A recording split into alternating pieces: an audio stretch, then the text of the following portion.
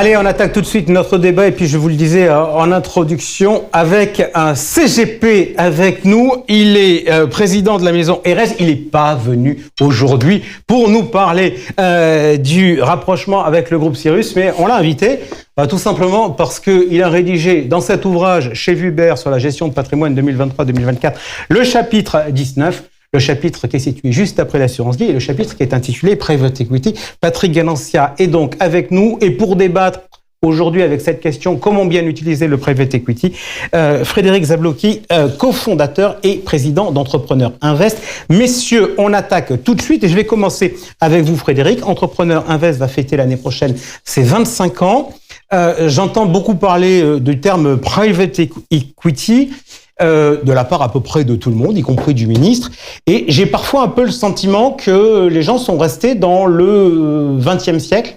Est-ce que, au cours de ces 25 dernières années, vous avez eu beaucoup de changements dans ce microcosme ? Oui, il y a eu beaucoup de changements. Si on se met dans le XXe siècle, on parlait plutôt de private equity, c'était du capital risque. Capital risque, le premier terme qu'on avait utilisé, c'était capital. Exactement, qui est en anglais venture capital. Donc private equity, pour moi, c'est assez réducteur. Quand on parle de private equity, on parle souvent d'actifs non cotés.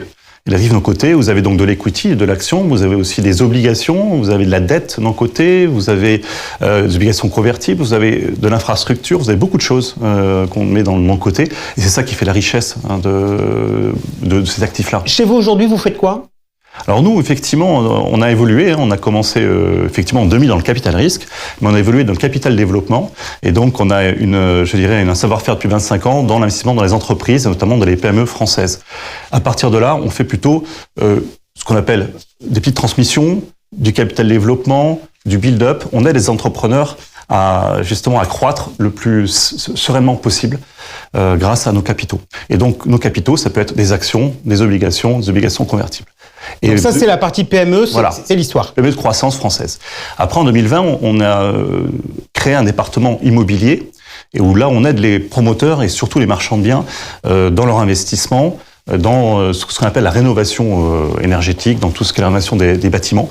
Et donc, on prête à ces marchands de biens la partie que ne prêtent pas les banques. Si on prend par exemple 10 millions d'euros, les banques vont peut-être prêter 70%. Nous, on prête 10 à 20% et le promoteur 10%. D'accord, ça veut dire donc que vous ne couvrez pas toutes les solutions qui existent ? C'est ce qu'on appelle le gap financing, c'est-à-dire on apporte des fonds propres pas chers, non dilutifs la plupart du temps, à ces marchands de biens. Ok, et pour reprendre, vous m'indiquiez au début qu'il y avait finalement beaucoup de choses qui s'étaient développées, infrastructures, secondaires, obligations, etc.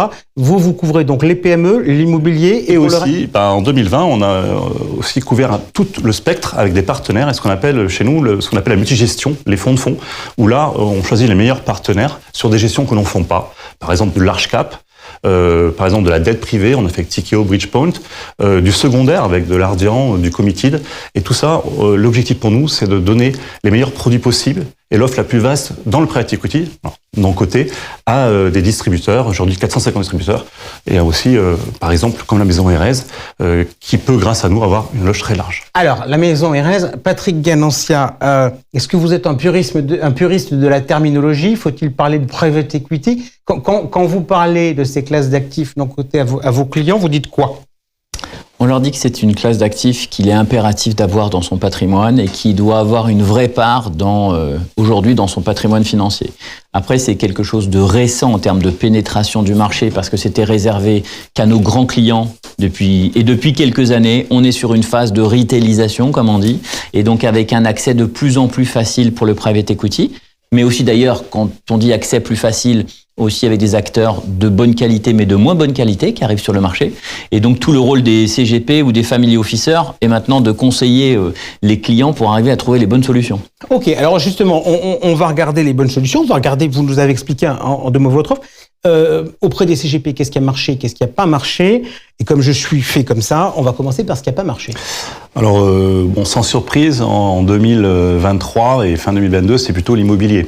On a beaucoup souffert sur notre fonds perpétuel, qui est le FCPR Entrepreneur Immobilier, du fait qu'il y a eu des difficultés dans le marché, et notamment les pierres-papiers, les OPCI, les SCPI, qui ont des dégradations de VL. Alors que nous, on est plutôt sur de la dette, et donc c'est pas tout à fait la même chose, mais de la dette à qui ? On a souffert. De la dette, comme je disais, à des marchands de biens. Et c'est la dette courte, de 24 à 36 mois.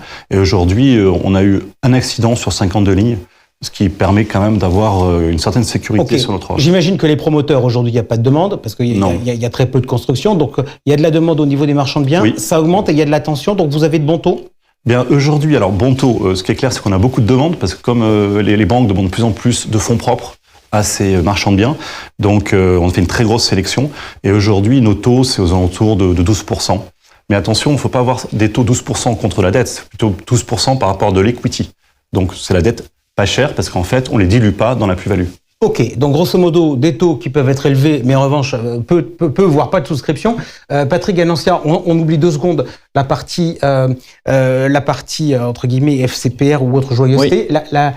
L'immobilier aujourd'hui, c'est très compliqué d'en parler aux clients?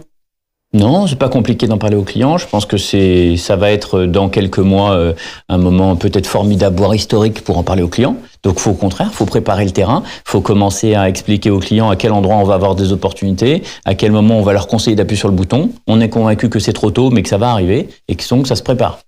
Je suis tout à fait d'accord avec Patrick. Nous, on est en train de sortir ce qu'on appelle un fonds distress, c'est-à-dire un fonds d'opportunité, parce que les valorisations sont exceptionnelles en ce moment, parce qu'il y a beaucoup d'institutionnels qui sont obligés de vendre des immeubles, de vendre, des actifs de qualité, et en face, il n'y a pas grand monde, donc il faut se préparer justement à des belles années en investissant maintenant. Et donc, je suis tout à fait d'accord. Il va falloir reparler de l'immobilier avec des bonnes affaires. La dernière fois que vous étiez venu en plateau, Frédéric, on avait parlé secondaire, c'est-à-dire vous aviez annoncé le lancement d'un fonds qui profitait des décotes. Il a fonctionné comment? Bien, il fonctionne très bien, parce qu'il n'est pas fermé encore. On ferme en juin la collecte, donc on a collecté pas loin de 30 millions depuis septembre. Il y a un vrai appétit sur ce fonds, parce que je pense que les fondamentaux sont compris.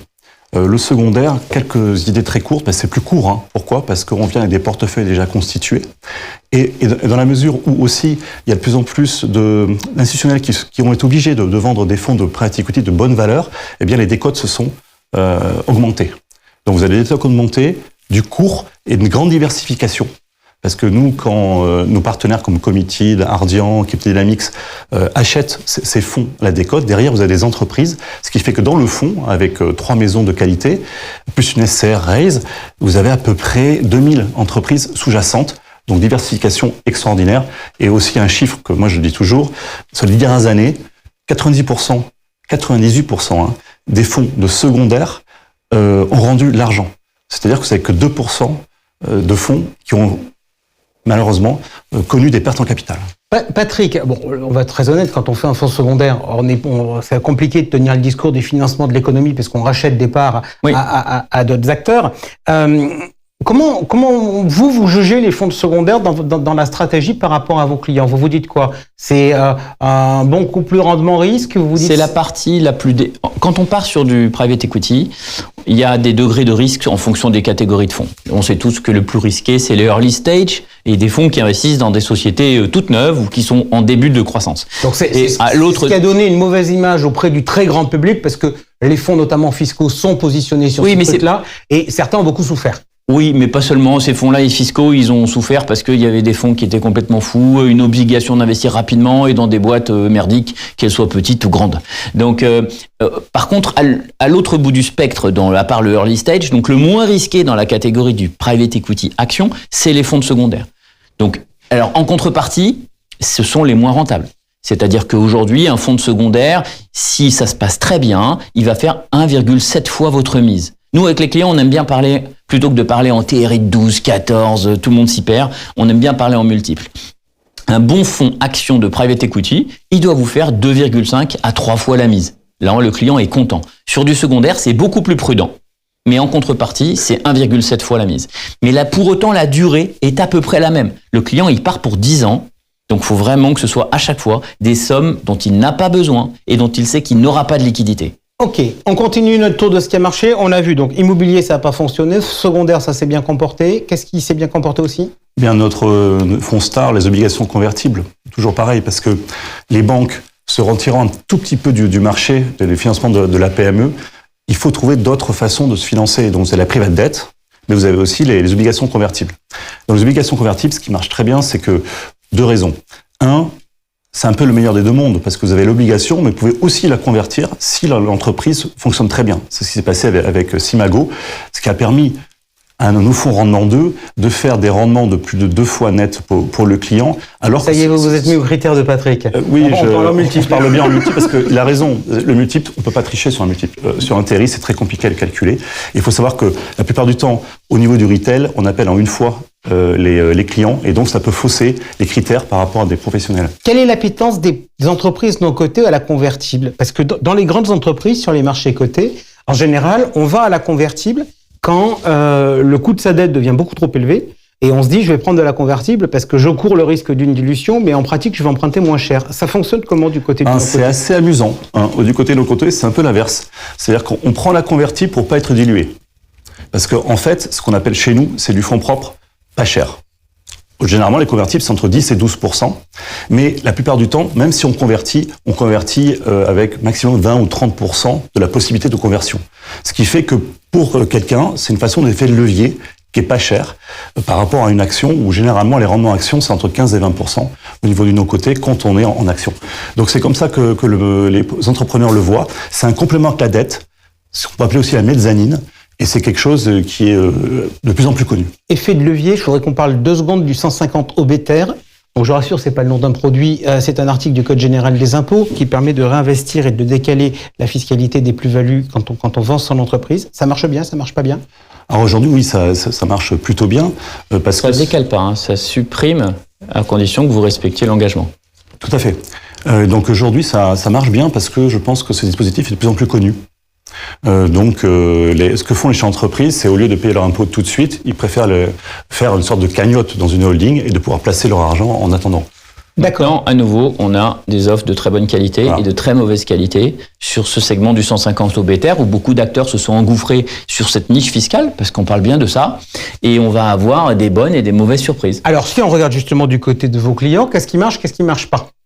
Qu'est-ce qui plaît, qu'est-ce qui plaît pas? Qu'est-ce que vous avez plutôt tendance à conseiller si on prend par exemple l'exercice 2023? On parle de quoi? d'OBTER? On parle de l'ensemble des produits qu'on a. Nous, on est très. On peut mettre sous les termes de private. Nous, je ne cache pas, nous, on a fait un choix sur le fond, c'est d'éviter le terme de private equity parce qu'on pense qu'il ne correspond pas à une réalité. Et c'est pour ça que cette séquence s'appelle l'univers non coté. On aurait pu rajouter financier par opposition à l'immobilier. Mais grosso modo, c'est du non-coté, c'est-à-dire c'est du private. Asset, equity, debt, c'est ce qu'on veut, mais c'est du private. Écoutez, moi je pense que aujourd'hui, le private equity, il y en a très peu chez les clients privés. Aux États-Unis, vous avez des parts de marché qui sont de l'ordre de 20% minimum pour les grandes familles. En France, on est très très loin de ces chiffres-là. Vous n'avez pas il n'y a qu'une seule banque en France qui a plus de 1% de ses actifs déposés des clients qui est en private equity. Une seule banque. Toutes les autres ont moins de 1%. Les CGP se sont engouffrés depuis quelques années sur ce marché-là et ils ont bien raison parce que c'est un marché où vous apportez de la valeur, de la connaissance, où les clients gagnent de l'argent. Alors certains diront qu'ils gagnent de l'argent parce qu'ils ne peuvent pas vendre au pire moment quand la bourse est au plus bas et ils ne peuvent pas l'acheter au plus haut parce qu'ils partent finalement dans un tunnel d'investissement en faisant confiance à des professionnels qui gèrent tel ou tel fonds. Peu importe, le résultat c'est que les clients ils vont faire 2, 2,5, 3 fois la mise à condition d'accepter cette non-liquidité pendant X années. Ce qui marche bien chez nous, c'est de choisir des très bonnes équipes qui ont à la fois un track record qui est important, mais qui sont aussi dans des maisons de gestion reconnues. Mais en termes de classe d'actifs, c'est plutôt de l'equity, plutôt de la dette. C'est plutôt de l'action. L'obligation avait beaucoup d'intérêt quand les taux étaient à zéro, parce qu'on arrivait à créer de la valeur. Avec des taux aujourd'hui, on peut placer son argent avec zéro risque à 4, à 4,5 sur des obligations de très grande qualité. À aller chercher de l'oblig à 6 ou à 7, on est un peu moins intéressé. Frédéric, je vais vous faire réagir là-dessus, parce que là maintenant on va un peu regarder on va parler des évolutions des marchés. Et c'est vrai que pour l'ensemble des produits non cotés, financiers, mais quand on regardait les performances passées, on était royal au bar, que ce soit sur de l'action ou que ce soit sur de la dette, parce que les taux étaient à zéro. Donc on disait, regardez, on est capable de rapporter beaucoup plus que les taux. Si je prends l'argument que vient de nous dire Patrick, avec des taux longs qui ont remonté, avec des spreads qui se sont quand même reconstitués, est-ce que l'environnement concurrentiel va devenir plus difficile? Et est-ce que du coup, ça va amener à potentiellement remettre un peu de risque dans les produits? Parce que les produits que vous nous avez évoqués, finalement, moi j'entends vos arguments. secondaires, c'est sécuritaire parce qu'on a de la visibilité. Obligations convertibles, on a le parachute. Donc il y a quand même un petit côté sécuritaire que vous nous avez expliqué tout à l'heure en disant c'est ce truc qui marche bien. Alors tout à fait. Nous, on est plutôt un peu défensif parce qu'on aime bien les obligations convertibles, mais il faut rajouter quelque chose, c'est que la plupart du temps, nos obligations sont assurées par le Fonds européen d'investissement et par la BPI, donc en cas de perte en capital. Donc là, vous avez un rendement risque extrêmement bon. Moi, je raisonne toujours en rendement risque. Et l'objectif de la conversion, c'est d'aller chercher les 7-8%, effectivement, pour se démarquer des 4% qu'on peut obtenir aujourd'hui. Donc ça c'est une réponse. Pareil sur l'obétaire. L'obétaire, c'est quand même de l'argent qui a été gagné chèrement par le chef d'entreprise. Souvent, c'est sa seule société. Donc, il faut faire attention quand même au placement de 150 obétaires. Et nous, on recherche plutôt aux alentours de 10% de rendement. Et pareil, on a aussi une sécurité avec la BPI sur les augmentations de capital que l'on fait sur 50%. Ligne par ligne, on a une assurance. Donc on fait des produits avec des rendements risques plutôt défensifs. On sera peut-être pas la meilleure, je dirais, société de gestion dans le reward, dans la promesse reward, mais par contre dans le rendement risque, on pense vraiment être très Vous aimez bien les ceintures de sécurité? Oui.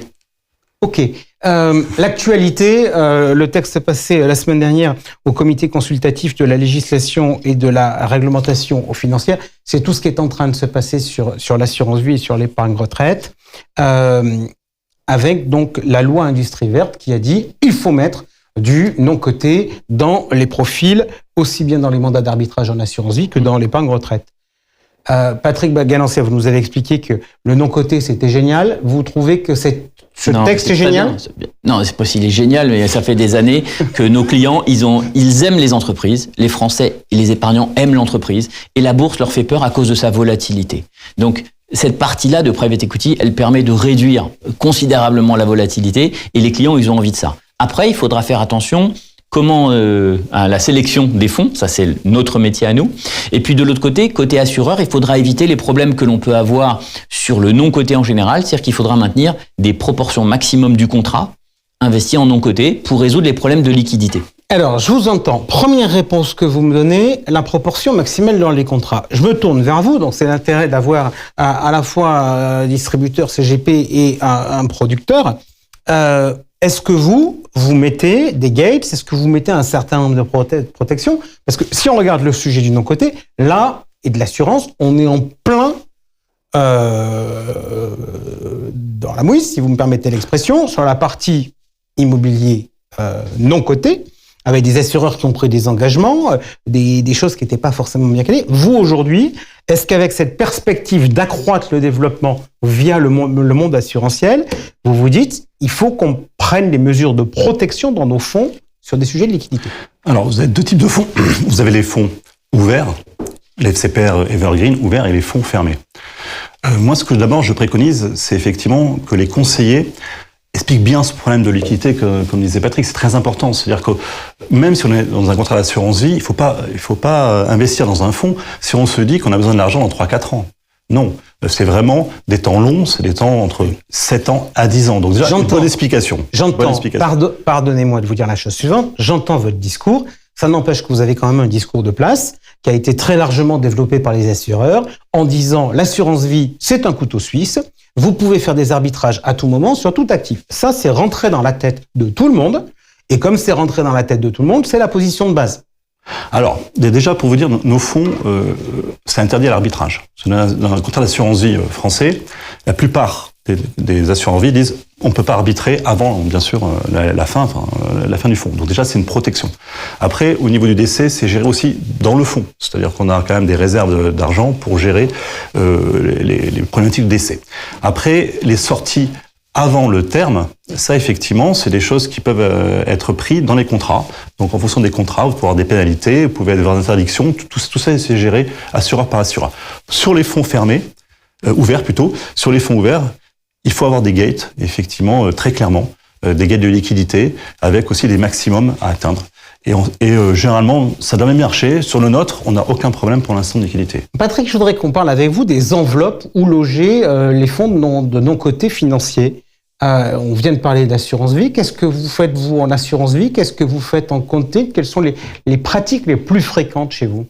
Alors, la pratique la plus fréquente, c'est l'assurance vie luxembourgeoise. À partir du moment où le client il a les capitaux pour pouvoir investir à travers ce véhicule-là, et en particulier pour y mettre tous les fonds classiques internationaux de private equity de très grandes maisons, ce que vous avez évoqué tout à l'heure, ou des maisons type JP Morgan, Goldman Sachs, etc. Puisque vous allez avoir une fiscalité qui va être très intéressante à l'intérieur de l'assurance vie luxembourgeoise. Si par contre, vous avez envie de travailler à travers l'assurance vie française, c'est possible, mais avec des fonds qui sont en général un peu moins rentables que ceux de l'assurance vie luxembourgeoise, puisqu'il y a ces questions de liquidité que vous avez évoquées, qui ont été organisées et qui laissent un tout petit peu la performance. Mais c'est pas grave, elle reste quand même très très bonne et elle doit être privilégiée. Qu'est-ce qu'il faut penser ? On ne cesse de dire, vous parliez de la retailisation, donc on nous dit de la démocratisation du private equity. On a vu un sujet qui est assez intéressant dans le cadre de ce qui s'est passé sur l'industrie verte, c'est qu'il y a des réticences. Il y a des gens qui disent, mais est-ce que vraiment il faut mettre ce genre de produit à tout le monde ? La FEDER, Georges Lattaille nous en avait parlé il y a de cela quelque temps dans le journal décalé, c'était ému de ça. On a d'ailleurs vu une étude de l'AMF qui prenait un peu ses distances par rapport aux non-cotés. On a vu France Assureur qui, au moment de la loi, avait dit mais attendez, il ne faut pas qu'on fasse n'importe quoi. Est-ce qu'il faut impérativement démocratiser ?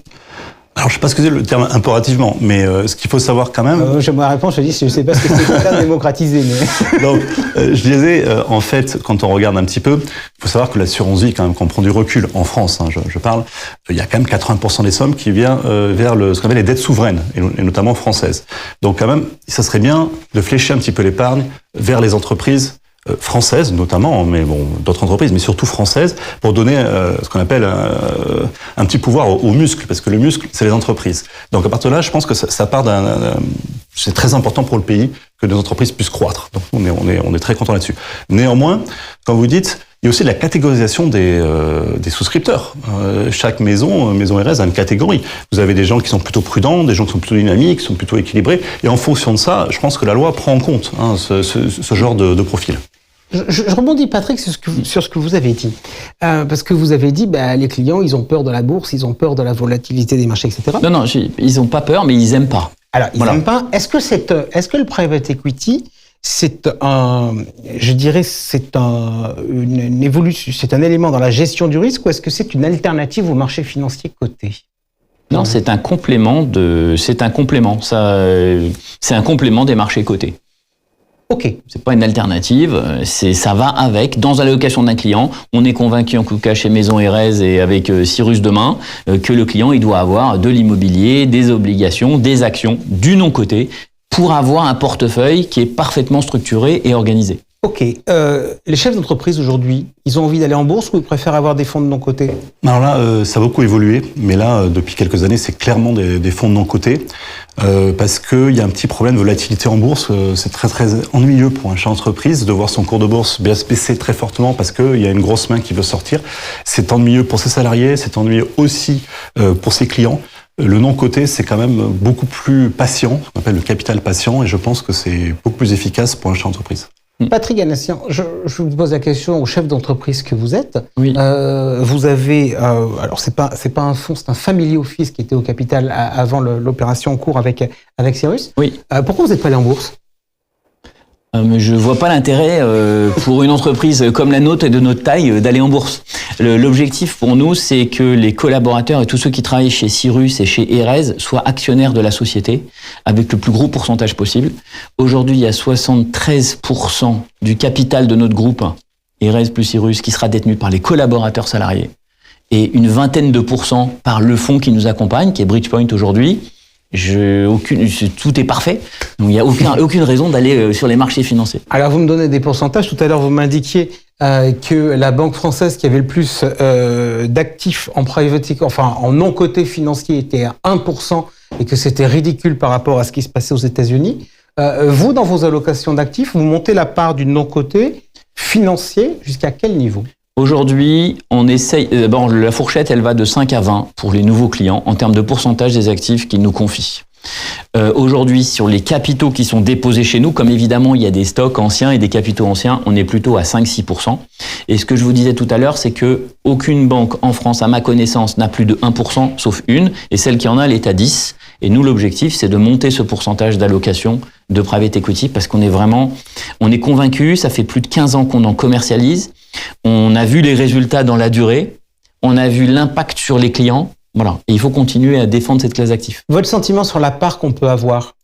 Parce que là, on voit bien qu'on est en train de donner des pourcentages avec justement ce fameux arrêté sur l'épargne retraite. Il y a plein de, là aussi, si je prends des termes de place, on dit de l'ordre dans un portefeuille, il faut en avoir 5%. Donc, on est toujours en train de donner des pourcentages. Quand Patrick nous dit de 5 à 20 pour les nouveaux clients, ça vous paraît... On est sur la même longueur d'onde. Après, ça dépend un peu du profil, du temps qu'il a, est-ce qu'il a besoin de liquidité ou pas. Ça, c'est le boulot des conseillers en patrimoine.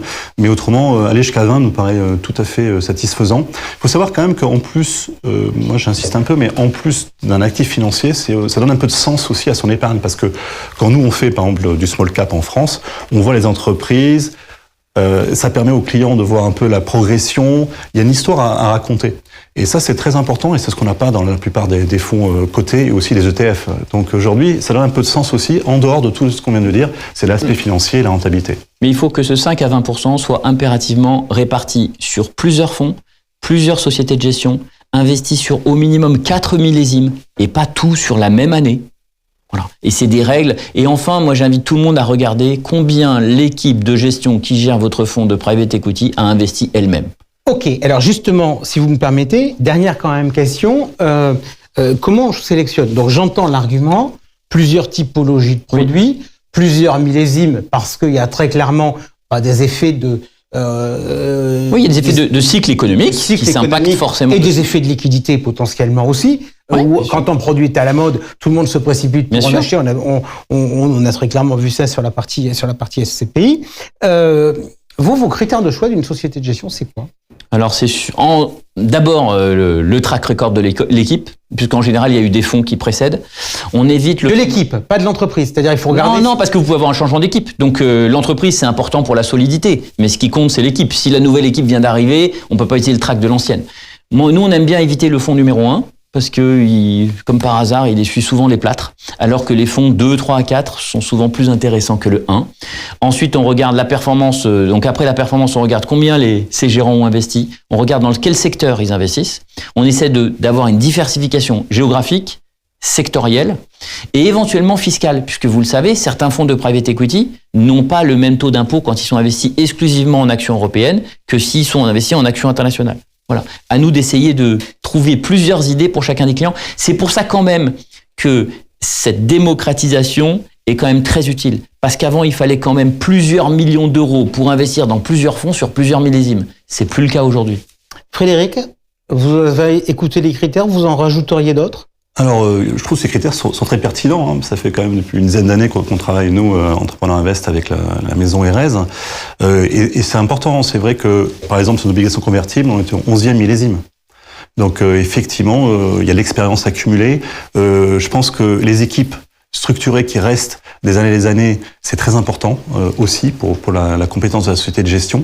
Et comme dirait Patrick, il faut prendre plusieurs maisons. Parce que maison, stratégie, etc., ça paraît tout à fait cohérent. Ces critères sont bons. Est-ce qu'il faut rajouter une autre? C'est vrai que l'aspect quand même fiscal est pas inintéressant parce que certains fonds, on paie pas de plus-value à la sortie. Il faut le prendre en compte quand même dans le rendement final. Et à part ça, je pense qu'il faut faire un peu de dette, un peu de secondaire, un peu de primaire, etc. Dernière question, est-ce que vous, producteur, vous avez des enjeux de communication? Parce qu'entre guillemets, un produit coté, il a une vie de communication qui est liée au fait qu'il monte, qu'il y ait des classements qui soient publiés. Donc, il y a une vie propre qui est liée à la cotation. Est-ce que cet élément-là, vous ne l'avez pas d'un point de vue professionnel? Est-ce que vous devez, du coup, repenser les exercices de communication sur vos produits? Oui, bien sûr, la communication est importante. Donc nous, on essaie de faire un peu de transparence, plus de transparence dans votre communication, des reportings clairs. Je pense que c'est déjà un axe. Après, il faut communiquer aussi sur son portefeuille, parce que le portefeuille vit. Donc chaque entreprise chez nous, c'est un peu un porte-parole dans Entrepreneurs Invest. Donc effectivement, on doit reprendre un petit peu cette communication. Après, c'est dans la durée. Donc il faut essayer de dire toujours, même des mauvaises nouvelles, il faut les annoncer. Il faut être transparent. Merci beaucoup à tous les deux pour ce débat, pour savoir comment bien utiliser le non-coté. On reste dans cet univers et on passe du côté immobilier. Tout de suite, c'est à l'affiche.